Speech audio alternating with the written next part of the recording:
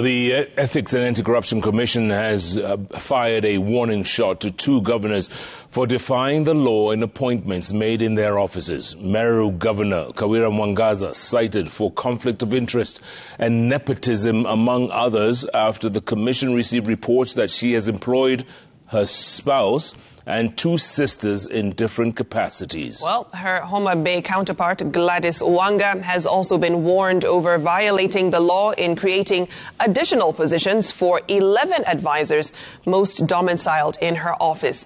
Well, Wanga has, however, put up a defense, saying she consulted the County Public Service Board, which approved her request to establish the positions. Chamutai Goen reports.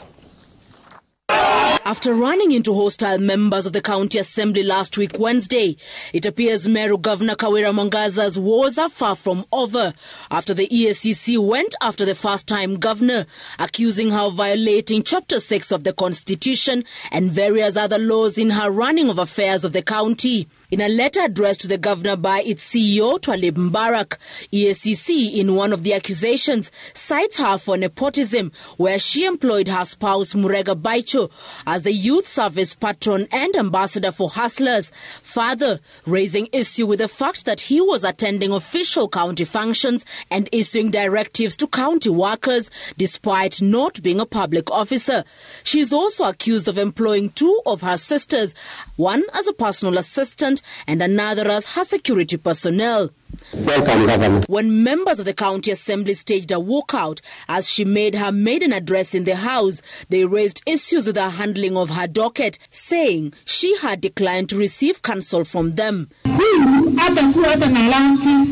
Though Kawira had indicated that her spouse would work for free, EACC holds that her declaration of his appointment was inconsistent with the constitutional provision on who is a state or public officer.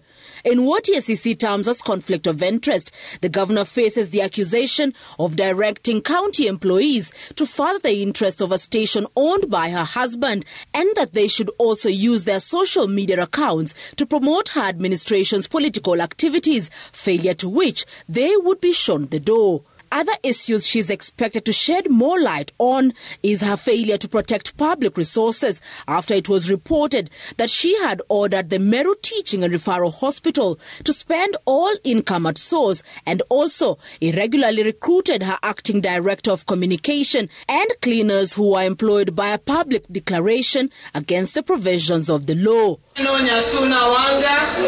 Also on EACC's radar is her Homa Bay counterpart Glady Wanga, who is censured for irregularly appointing 11 advisors, 10 of whom have been deployed to her office. Further, that she went against the law and created 6 positions of liaison officers and 4 positions in the governor's delivery unit.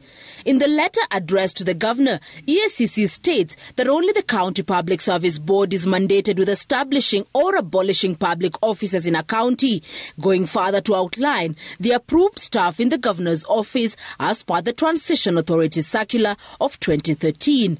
In a rejoinder, the Homa Bay governor says the appointments were approved by the County Public Service Board, which regularized the establishment of the new roles, attaching the letter giving her the go-ahead. While making the announcements, which she says would aid in service delivery, Governor Glady Wanga assigned the advisors to different dockets, including climate change, education, blue economy and fisheries, security and intelligence, political affairs and youth affairs, among others. EACC CEO Twalib Mbarak, who has demanded a prompt response from the two governors, says governors are required to follow the laid-down rules and that anyone violating the procedures will face the consequences.